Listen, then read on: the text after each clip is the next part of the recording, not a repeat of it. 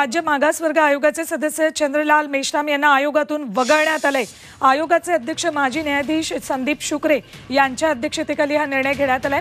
मराठा आरक्षणाबाबत मेश्राम यांनी संदीप शुक्रे यांच्या भूमिकेपेक्षा वेगळी भूमिका घेतल्याने त्यांची हकालपट्टी झाल्याची चर्चा आहे।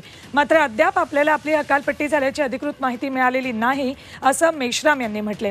राज्य मागासवर्ग आयोगाकडून राज्यभरात करण्यात आलेल्या मराठा समाजाच्या सर्वेक्षणानंतर अहवाल सादर करण्याचं काम आता अंतिम टप्प्यात आहे आणि ह्या क्षणाला चंद्रलाल मेश्राम यांची हकालपट्टी करण्यात आल्याची बातमी मिळते।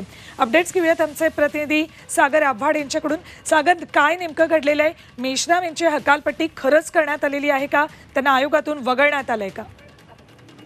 नक्कीच सुवर्ण, आपण जर पाहिलं तर मराठा आरक्षणा संदर्भात वेगळी भूमिका घेतली म्हणून आयोगाचे अध्यक्ष आहेत संदीप शुक्रे यांनी चंद्रलाल मेश्राम यांना आयोगातून वगळून टाकण्यात आले। अमृत नोनी आर्थो प्लस, ये एक प्रूवन फॉर्मूला है। इसमें मौजूद नोनी फल के गुण और आयुर्वेदिक जड़ी बूटियां शरीर को जरूरी पोषक तत्व देने के साथ साथ हड्डियों और जोड़ों के घिसने, उनमें होने वाले सूजन और दर्द को रोकने में मदद करता है। दर्द मुक्त जीवन के लिए अमृत नोनी आर्थो प्लस। माहिती दिलेली आहे, मात्र चंद्रलाल मेश्राम याचं खंडन करत नाहीये, त्यांच्यापर्यंत कुठलाही निरोप गेलेला नाहीये।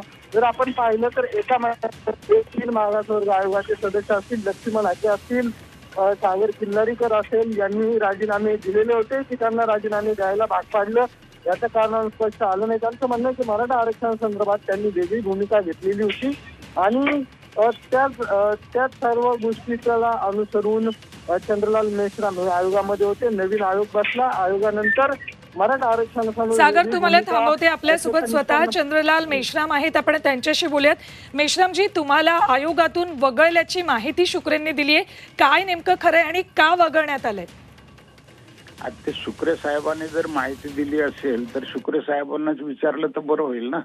हो, पण तुमच्याकडूनही मला आतापर्यंत अशी कोणती माहिती अधिकृतरित्या किंवा पत्र किंवा कम्युनिकेशन कोणत्याही प्रकारचं झालेलं नाही। जर शुक्रे साहेबांनी आपण म्हणल्याप्रमाणे जर माहिती दिली असेल तर त्यांना विचारलं तर बरं होईल।